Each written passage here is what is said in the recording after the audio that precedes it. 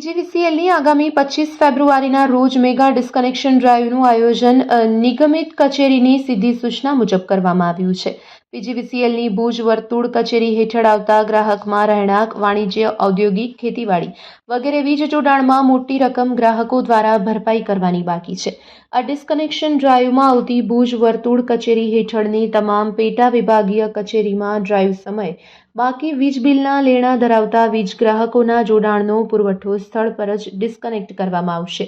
વીજ તંત્ર દ્વારા સ્પષ્ટતા કરવામાં આવી છે કે આ કાર્યવાહી દરમિયાન સ્થળ પર કોઈ પણ નાણાં સ્વીકારવામાં કે વસૂલવામાં આવશે નહીં. વીજ પુરવઠો કપાઈ ગયા પછી ગ્રાહકે સંબંધિત પેટા વિભાગીય કચેરીમાં જઈ 100% લેણાની રકમ ભરપાઈ કરવાની રહેશે. આ સાથે ગ્રાહકોએ નિયમ અનુસાર રીકનેક્શન ચાર્જ ભરી અને જરૂરી ઈ-કેવાયસી ડોક્યુમેન્ટ્સ રજૂ કરવાના રહેશે.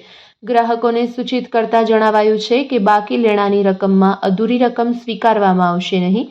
જ્યાં સુધી બાકી લેણાની પૂરી રકમ ભરપાઈ કરવામાં નહીં આવે ત્યાં સુધી વીજ જોડાણ ચાલુ કરવામાં આવશે નહીં. વીજ બિલના બાકીના નાણાંની વસૂલાત માટે ભુજ વર્તુળ કચેરી હેઠળના 20 પેટા વિભાગીય કચેરીમાં આ આયોજન કરાયું છે.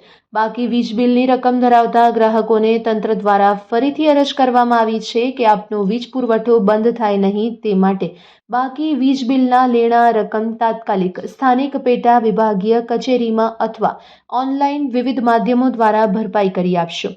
આ માટે ગ્રાહકો વિવિધ ઓનલાઈન માધ્યમ જેમ કે ગૂગલ પે, પીજીવીસીએલની website, credit card, PhonePe, Amazon Pay, UPI, ભીમ યુપીઆઈ, આરટીજીએસ દ્વારા તેમજ વિવિધ બેંકની મોબાઈલ એપ્લિકેશનનો ઉપયોગ કરી બાકી રહેતા નાણાંની ચૂકવણી કરી શકે છે. આથી આપના બાકી રહેતા વીજ બિલના નાણાં તાત્કાલિક ભરવામાં આવે અને વીજ જોડાણની કપાતથી આપ બચો તેવી પીજીવીસીએલના સૂત્રો દ્વારા સૂચના આપવામાં આવી છે.